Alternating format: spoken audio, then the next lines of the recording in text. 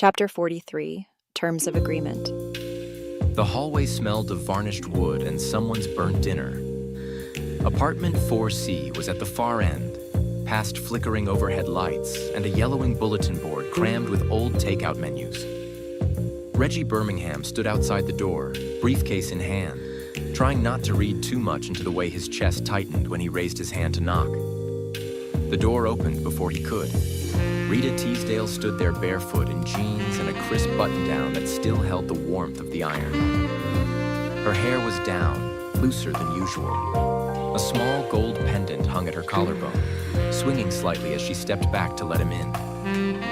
"Reggie," she said, voice neutral but with a trace of something underneath. Fatigue, maybe, or anticipation. "Thanks for coming." "I've had worse invitations," he replied. She didn't smile, but her eyes flicked with amusement. "We'll see if you still feel that way once we get into the terms." Her apartment was tidy, but lived in. Books stacked too deep on shelves, a throw blanket tossed over the arm of a dark green couch. Legal pads and court files covered the coffee table. A bottle of wine sat unopened beside them, next to two glasses that hadn't yet decided whether they were part of the business or the pretense.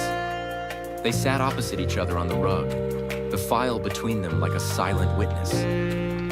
"So," Reggie began, loosening his tie, "my guy's been picked up 3 times for petty theft. Once for resisting without injury. No weapons, no priors before that? What's the angle?" Rita reached for a file. "The DA wants a win, wants to show he's tough on street crime. But privately, they'd rather not tie up the docket with another circus." She handed him a printed draft of the plea. 18 months suspended sentence, probation for 2 years, mandatory counseling. Reggie studied it, brows knitting. He's not a danger to anyone. A suspended sentence implies guilt with weight. This guy needs a job, not a record that drags like a chain. Rita shrugged, but it wasn't indifference. "Welcome to justice." There was silence between them then, a heavy one. She poured them each a glass of wine, finally acknowledging it with a quiet, almost wry smile. "Why'd you really come tonight, Reggie?" He looked up. "You invited me to talk about the case. And maybe something else." She held his gaze. "You think I invite defense attorneys into my apartment for something else?"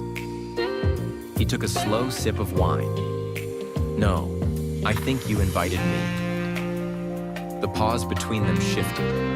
The air grew taut, like the tension just before a verdict is read, when both sides have already guessed the answer, but no one dares speak it. Reggie leaned forward, the papers sliding to the side. "Tell me if I'm wrong."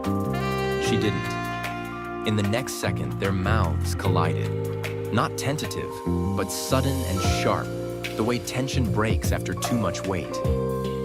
Her hand gripped the collar of his shirt, his fingers tangled in her hair. The legal briefs scattered like fallen leaves across the rug as they sank to the living room floor, bodies fitting together with the familiarity of something that had only been postponed, not questioned.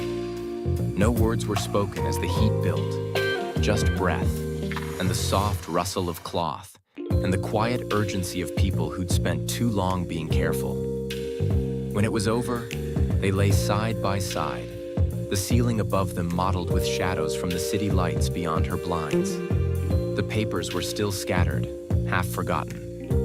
The wine sat untouched. Rita turned her head toward him, her voice husky. "I still think your client's lucky." Reggie smiled, brushing a strand of hair from her cheek. "He's not the only one." Neither of them moved for a while. Whatever came next, another case, another morning, it could wait. Tonight, they had something fragile, complicated,